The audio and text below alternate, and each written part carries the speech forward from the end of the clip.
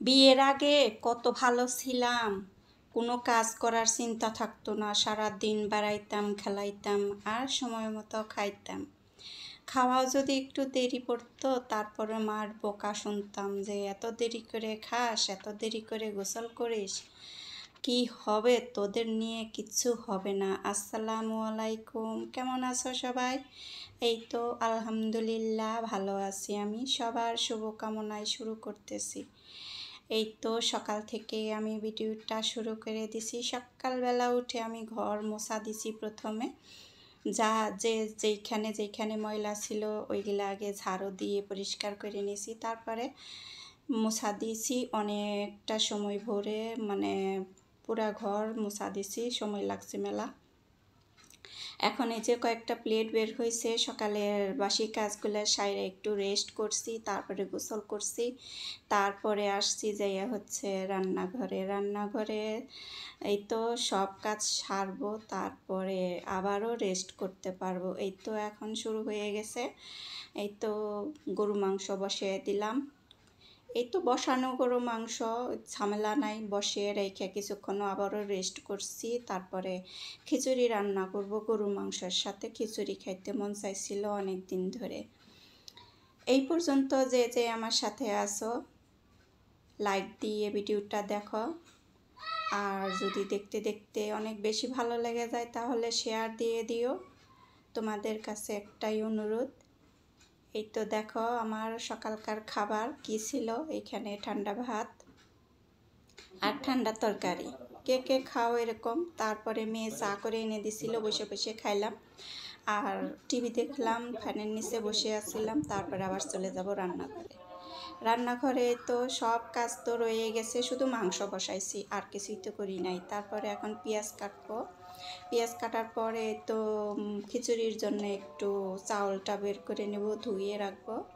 তারপরে যে মাংসটা এদিকে রাইস কুকারে হইতেছে, গ্যাসে দিই নাই, সিলিন্ডার গ্যাস, যদি একটু গরুর মাংস সময় লাগে অনেক, তারপরে রাইস কুকারে দিয়ে দিছি। প্রেশার কুকারে দিলে বেশি গলে যায় মাংসটা, আমার ভালো লাগে না, একটু শক্ত শক্ত থাকলে ভালো লাগে। এই তো যে লবণটা শেষ হয়ে গেছিলো, লবণের প্যাকেটটা খুলে এখন একটু করে নিলাম। সব কিছুই যেন কেমন জানি শেষ হয়ে যায়, মানে লবণও এত তাড়াতাড়ি শেষ হয়ে যায়। এত মজার জিনিস, লবণটা আগে শেষ হয়। কার কাছে এত বেশি মজা লাগে লবণটা বলো তো? এই তো এখানে একটু মুড়িটা একটু কেমন জানি হয়ে গেছিলো, একটু গরম দিছি। গরম দেওয়ার পর ওই যে ঢাকনা খুঁজে পাই নাই, ঢাকনা দিয়ে একটু ঢাকবো। মুড়িগুলা আগে খেয়ে শেষ দিতে হবে, এগুলা নতুন মুড়ি আনা হয়েছে, তারপরে আবার এগুলা রয়ে গেছে। এখন এই যে একটু রাইস কুকারে দিয়ে গরম করে নিয়েছিলাম, আবারও কেমন জানি একটু নরম নরম হয়ে যাইতেছে। এই তো দেখো কাঁঠাল খাইছি, কাঁঠাল বিচিগুলা এইভাবে রেখে দিছি, এখন শুকিয়ে গেলে পরে আবার সুন্দর করে রেখে দেবো। এই তো পেঁয়াজগুলাও কেটে নিলাম। সংসারের যত কাজ আর কি সব কিছু দেখাই দিতেছি আমি, যা যা করছি সারাদিনে। এই তো সবার সাথে একটু শেয়ার করলাম, কেমন লাগলো আমার শেয়ারিংটা জানাই তো। এখানে আমি এখন যে তেলানি দেয়, মাংসর তেলানি দেয় বলে না, যে মাংস রান্না করার পর বসিয়ে রান্না করছি, মাংস তো কষায় রান্না করি নাই, তারপরে যে একটু তেল দিয়ে মাংসটা একটু তেলানি দেওয়া, ওইটা দিই নাই, এখন দিয়ে দিলাম। এইভাবে মাংসটা খাইয়ে দেখো, অনেকটা ভালো লাগে, অনেকটা সুন্দর হয়, মজালো, অন্যরকম একটু মজা হয়। আমি এইভাবে আর কখনো করি নাই, আগে করছে আমার শাশুড়ি করছে দেখছি, তারপর থেকে তো আমরা শুধু মশলাটা কষিয়ে মাংসটা কষাই, তারপরে এখন আবার বসে রান্না করে অনেকেই এভাবে তেলানিতে কেউ দেয় না, আমি দিয়ে দিলাম। মাংসটা অনেক ভালো লাগলো। আর গরুর মাংস, কুরবানির মাংস যেমন করেই রান্না করো না কেন মজা কিন্তু হয়। এখানে গরু মাংস মানে মজার জিনিস, এটা তো আর বলার কিছু নাই। কম বেশি সবাই পছন্দ করে, আমারও খুব পছন্দ, আমার মায়েরও খুব পছন্দ ছিল গরু মাংস। দেখলে তাকে আগে গরু মাংস দিতে হইতো।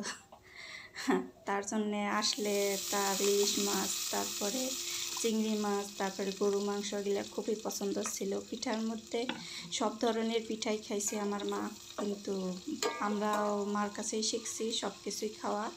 আমরা আমাদের মেয়েদের কোনো কিছু মানে বারণ নাই যে এটা খাবো না ওইটা খাবো না। এখনকার মেয়েদের আর কি অনেক কিছু বাছাবাছি আছে। যেমন যে আমার মেয়ে অনেক কিছু খায় না, কাঁঠাল এখন পর্যন্ত ছুঁয়েও দেখে নেই।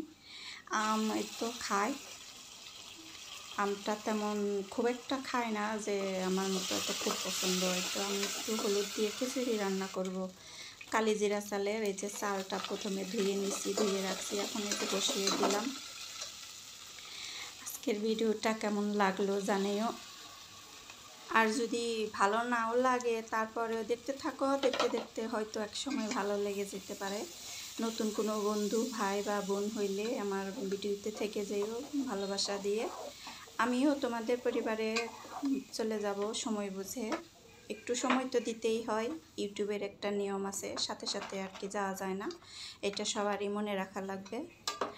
সাথে সাথে গেলে ফেক মানে কি যেন একটা হয়, অসুবিধা হয়, এই জন্যে আমি অতটা জানি না, তারপরেও একটু বলে দিলাম যতটুকু জানি আর কি।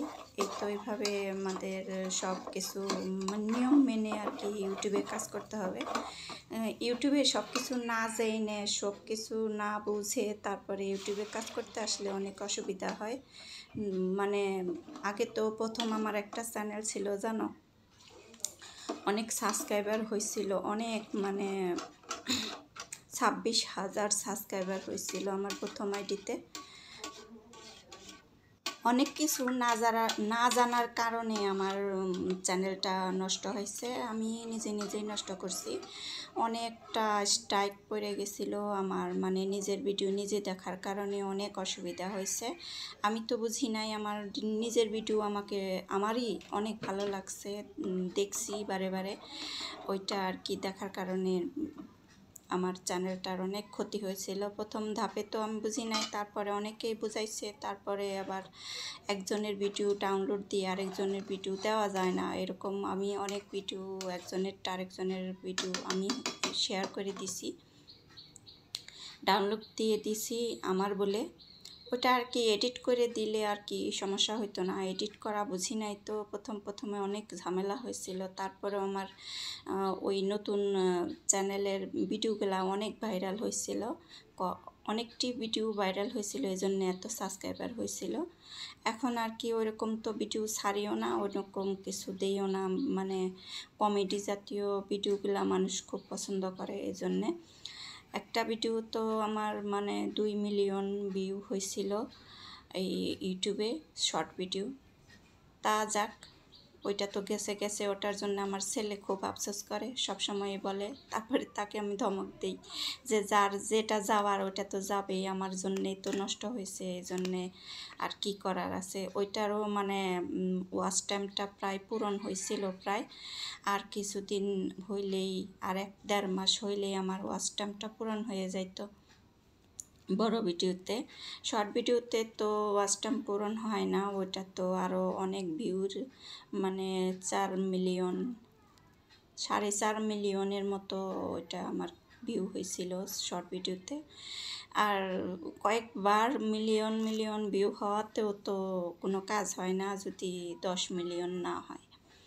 এই তো যে আমার বিকেলকার নাস্তায় মেয়ে যে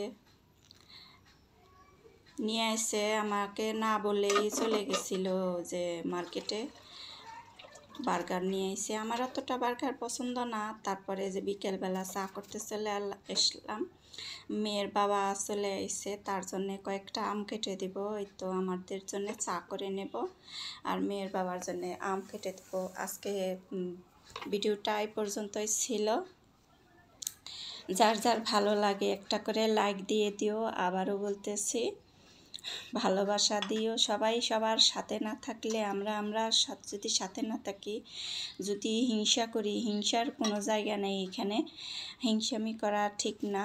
একজনের ভিডিও আরেকজন দেখবো, ফুল ভিডিও দেখবো, এভাবেই তো আমাদের সামনে এগিয়ে যেতে হবে, তাছাড়া তো আমরা সামনে এগিয়ে যেতে পারবো না। এই তো বিকেলবেলা চলে আসছে যে সবজি নিয়ে, এগুলো একটু বের করে দেখতেছিলাম, অনেক সুন্দর, ঢেঁড়সগুলো অনেক সুন্দর হয়েছে। এই যে মিষ্টি কুমড়া আনছে, দেখো কত সুন্দর হয়েছে সবজিগুলা। এই তো, আর কিছু না, আজকে এই পর্যন্তই। ভালো থাকো সবাই, সুস্থ থাকো, আবার কোনো